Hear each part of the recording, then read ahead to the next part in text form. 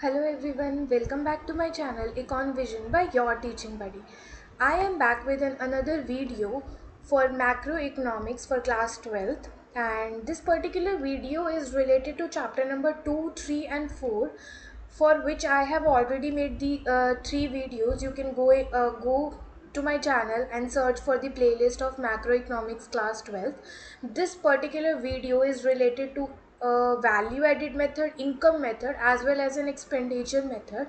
There are some identities which need to be used in this.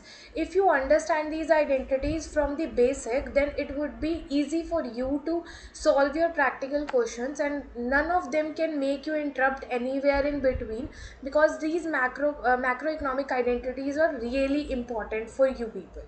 Right, now let's start it from basic. Those who have completed chapter number 1 and chapter number 2, they might be knowing that there we in macroeconomics we write domestic income as NDP at FC, and national income as NNP at FC.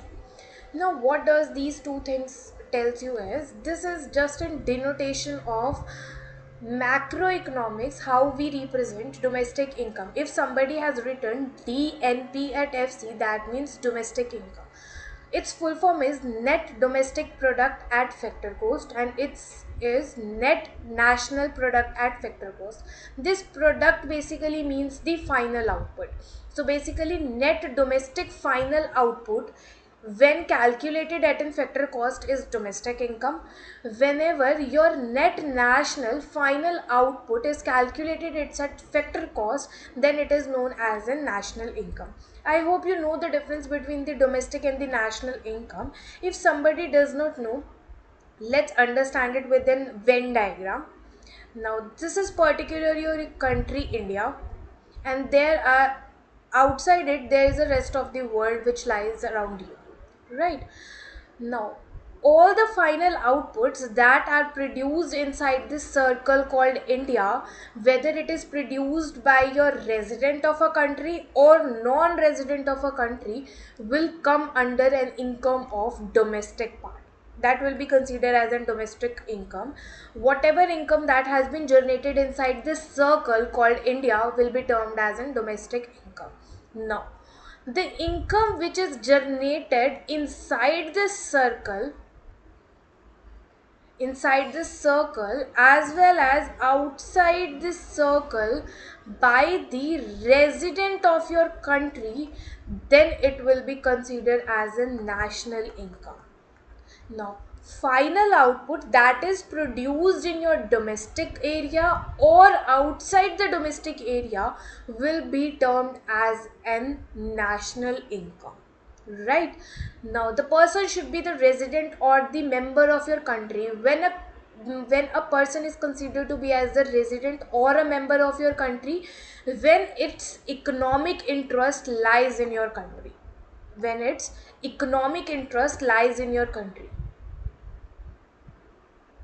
What does economic interest lies means? Whenever he consumes, produce or invest in your country for one financial year, then the person is considered to be as a resident of a country or the member of a country.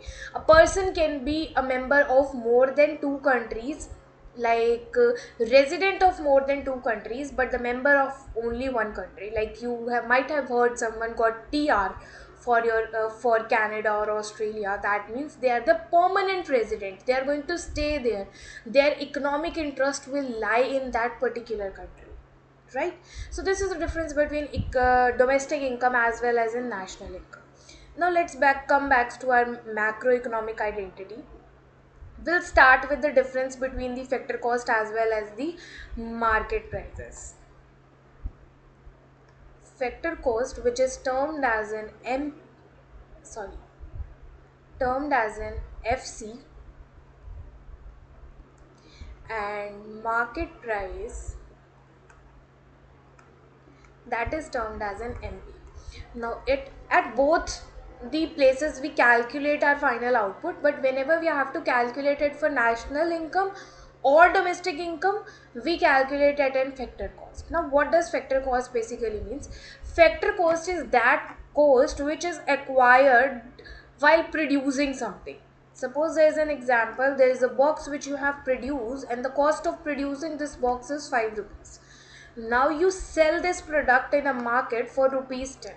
Now this particular 5 rupees, which is a cost of producing this, will be considered as an FC, and the price of this particular box in market will be considered as an MP.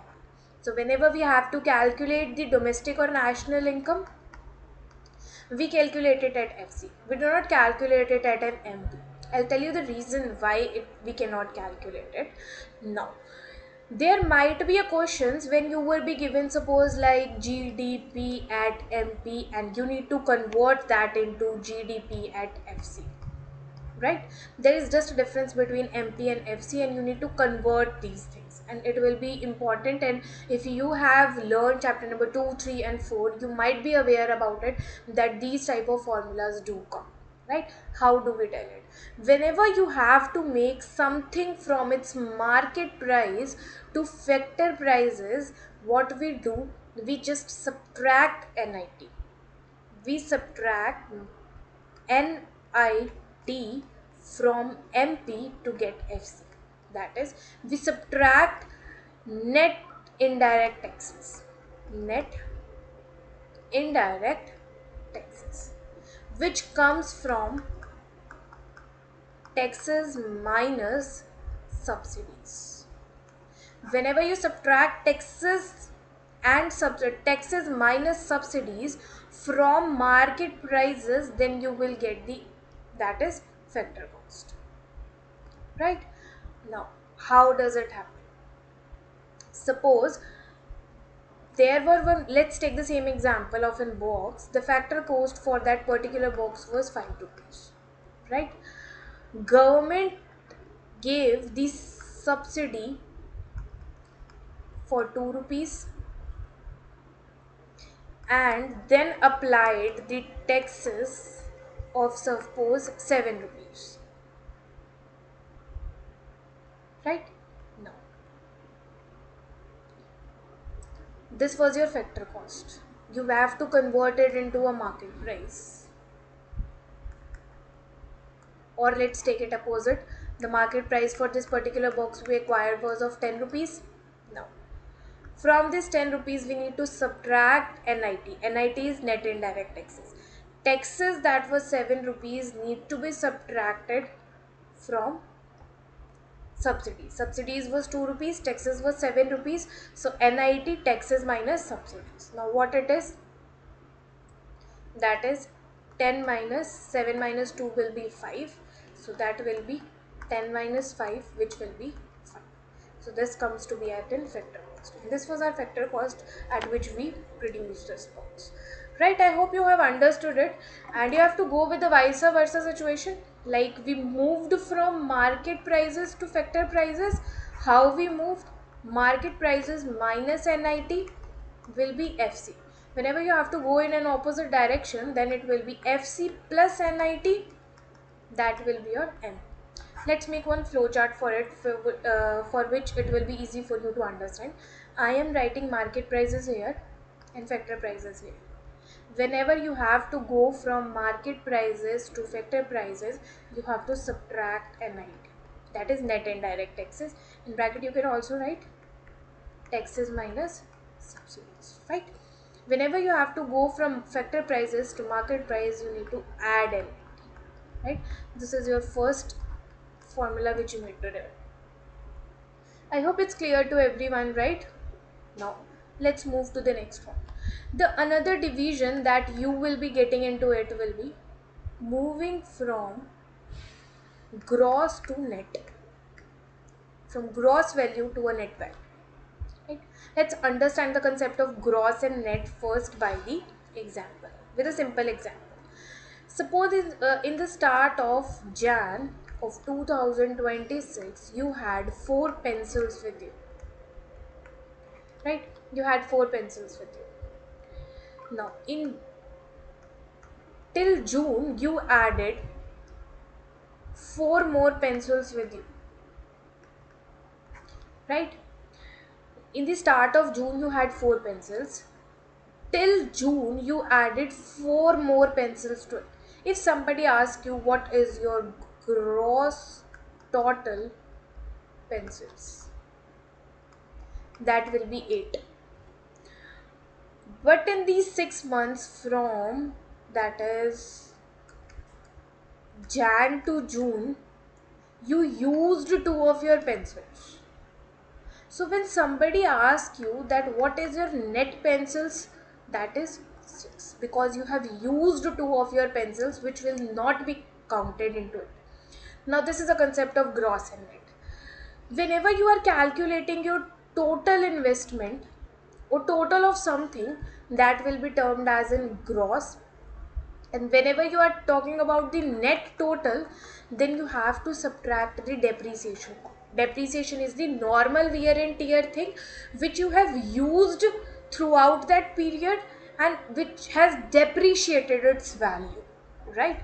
So from here we come up with another identity or another formula, that is from gross to net. Whenever you have to move yourself from gross to net, you need to subtract the depreciation part. And whenever you have to move from net to gross, then you have to add this depreciation part. I hope it's clear to you. This is your second part. Now let's move to the third part. That is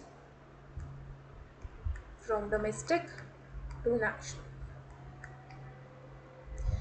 As I told you, that domestic is just this much area and national is the rest of the part. Whenever we have to calculate the income from the rest of the world, we consider to be as an NFIA, that is net factor income through abroad.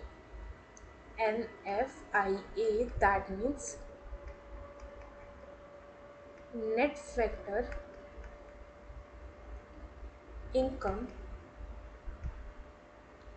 through abroad, right? Now, this NFIA can be positive as well as is negative. You need to consider their signs with them, because net value can be positive and negative. When it will be positive, when your exports are more than your imports, then the NFIA value will be positive, and it will be negative when your exports is less than imports. So you need to consider their signs with them, right? Now, the identity. Let's come to an identity. Identity goes like, whenever you are standing at a domestic part and you need to move it till national, right? What you are going to do is, whenever you have to move it from domestic to national, you will add NFIA. That means you need to plus NFIA to go to national. And whenever you have to move from national to domestic, you are going to subtract the income which we have got it from outside the world. Like suppose I can make it to understand with again one of the Venn diagrams. This is India, this is the rest of the world. Whenever you have to move from here to here, you are going to add something new to it, right? And whenever you have to move from outside to inside, you need to subtract something to get a smaller portion. So whenever from national to domestic you have to move, you have to subtract NFIA. From domestic to national, that will be plus. These were some of the important questions that you need to remember, and it would be very easy for you to understand these formulas if you understand this particular thing, right? Let's move to one question and then understand what how do we have to solve. Example, right? Suppose you are given that you have to move from GDP MP to suppose NDP at MP. Now, I will tell you step by step how to follow it. Step number 1. First, see your first part, that is, you have to move from gross to net part. And what were the formula to move from gross to net was? Let's move and check it. Now, here it is. Whenever you have to move from gross to net, you need to subtract the depreciation part, right? Step number 1 is to subtract the depreciation part. Okay, let's go. From GDP at MP, we subtracted the depreciation and we have moved from gross to net part, right? Now it becomes NDP at MP. Why? Because we haven't changed this D part till now. We have only changed from gross to net. We have got this, right? Step number two, that is, we need to move from domestic to national. What we did, whenever we have to move from domestic to national, then we have to plus NFI. That means from NDP at MP, we need to plus NFIA and we will be at NNP at MP, right? Have we made the same formula which was required by us? So these are the simple steps you need to follow one by one to get the answer, right? Let's move with one more last example. Suppose you are given GDP at MP and you have to move it from NNP at FC, right? Let's move step by step. First, what you need to do is from gross to net. That means GDP at MP subtracted the depreciation part to go from G part to N part. I'm solving all these things into one part only, right? Then you have to move from domestic to national. That means plus NFI, right? NFI. Then you have to move product final output from market prices to factor prices. From market to factor, what you are going to do, you are going to subtract NIT minus NIT, that is indirect taxes, and this complete will now be equals to NNP at FC, right? This is an answer for it. You can write it simply like this: NNP at FC is equals to GDP at MP minus depreciation plus NFIA minus NIT, right? This is a complete form, right? I hope it's clear to you. If you still have any doubt, you can comment it down for your answers, and for your doubts also, I'll reply then and there. Thank you so much. Thank you for watching the video, and please go through macroeconomics other three videos also. It's really useful for you people. Thank you.